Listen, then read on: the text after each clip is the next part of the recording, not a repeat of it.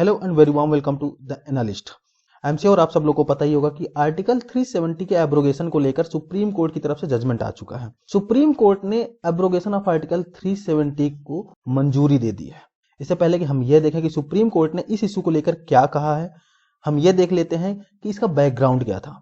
Actually 2014 में Jammu and Kashmir state legislative assembly का election होता है और उसमें कोई भी पॉलिटिकल पार्टी मेजोरिटी पे नहीं आती, लेकिन पोस्ट इलेक्शन एक अलायंस बनता है बीजेपी एंड पीडीपी का, और इस अलायंस के द्वारा मुफ्ती मोहम्मद सईद जो कि पीडीपी के लीडर हैं, इनको सीएम बना दिया जाता है।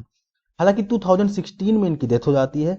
उसके बाद महबूबा मुफ्ती को सीएम बना दिया जाता है और 2018 तक ये अलायंस चलता रहता है और 2018 में बीजेपी इस अलायंस से बाहर हट जाती है, जिसकी वजह से पीडीपी के पास मेजोरिटी न होने की वजह से गवर्नमेंट गिर जाती है और नवंबर 21, 2018 को गवर्नर के द्वारा असेंबली को डिसॉल्व कर दिया जाता है।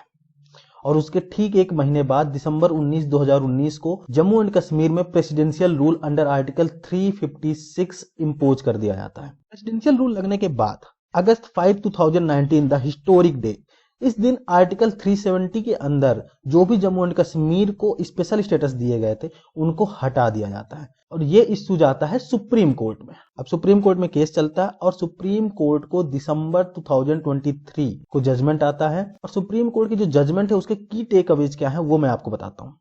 सबसे पहले सुप्रीम कोर्ट ने यह कहा कि जैसे इंडिया में अलग स्टेट्स हैं उसी तरह जम्मू एंड कश्मीर है, इसके पास कोई अलग से इंटरनल सोवरेनिटी नहीं है और जो आर्टिकल 370 के अंदर इसको स्पेशल स्टेटस दिया गया था ये एक असिमेट्रिक फेडरलिज्म को फॉर्म करता है। मतलब जो फेडरलिज्म जो सिमेट्री होनी चाहिए वो बिगाड़ता है article 370। If we talk about point number 2, अगर हम हिस्टोरिकल कॉन्टेक्स्ट से देखें 370 एक टेम्परेरी प्रोविजन था, इसलिए इसको हटाने में कोई प्रॉब्लम नहीं होनी चाहिए।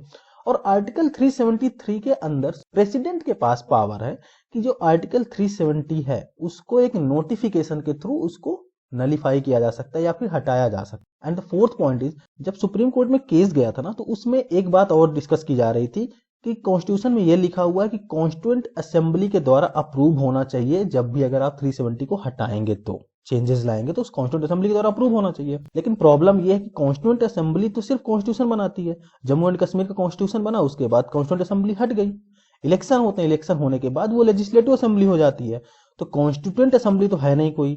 तो सुप्रीम कोर्ट ने यह भी कहा कि ठीक है, माना कॉन्स्टिट्यूएंट असेंबली नहीं है या फिर लेजिस्लेटिव असेंबली डिसॉल्व्ड है, लेकिन उसके बावजूद प्रेसिडेंट के पास पावर है टू डिक्लेयर इट इनऑपरेटिव। इस वजह से 370 को हटाने में कोई प्रॉब्लम नहीं है।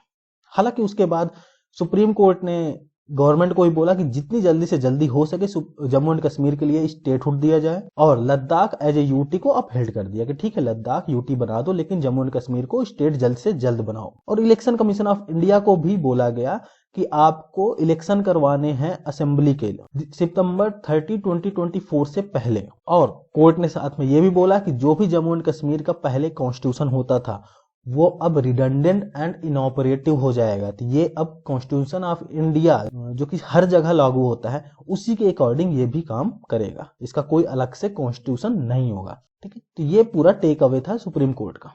तो इन सब चीजों को लेकर ना डिफरेंट लीडर्स का डिफरेंट ओपिनियंस निकल के सामने आ रहा है। जैसे प्राइम मिनिस्टर मोदी का ये एक ट्वीट है जिन्होंने इस निर्णय को ऐतिहासिक बताया है और साथ में कहा है कि आज का निर्णय सिर्फ एक कानूनी दस्तावेज ही नहीं है बल्कि यह आशा की एक बड़ी किरण भी है।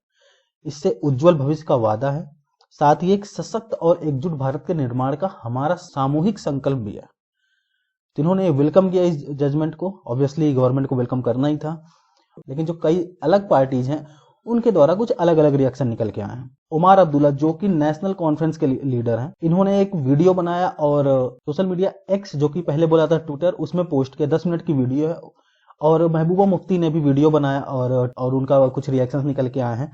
दोनों का ये मानना ये है कि ये अपना स्ट्रगल कंटिन्यू रखेंगे जम्मू एंड कश्मीर के लिए। स्ट्रगल किस चीज के लिए होगा? अगस्त 5, 2019 से पहले जो भी स्टेटस था जम्मू एंड कश्मीर का उसको रिस्टोर करवाएंगे। अगर हम कांग्रेस की अगर बात करें तो कांग्रेस ने बोला कि हम रिस्पेक्टफुली इस डिसीजन से डिसएग्री करते हैं। तो ये थी पूरी स्टोरी आर्टिकल 370 के एब्रोगेशन की। आई होप आपको ये वीडियो पसंद आई हो। अगर आपको ये वीडियो पसंद आई तो प्लीज लाइक करें और सब्सक्राइब करें मेरे इस चैनल को। थैंक यू एंड धन्यवाद। मिलते हैं आपसे नेक्स्ट वीडियो में, तब तक के लिए नमस्कार।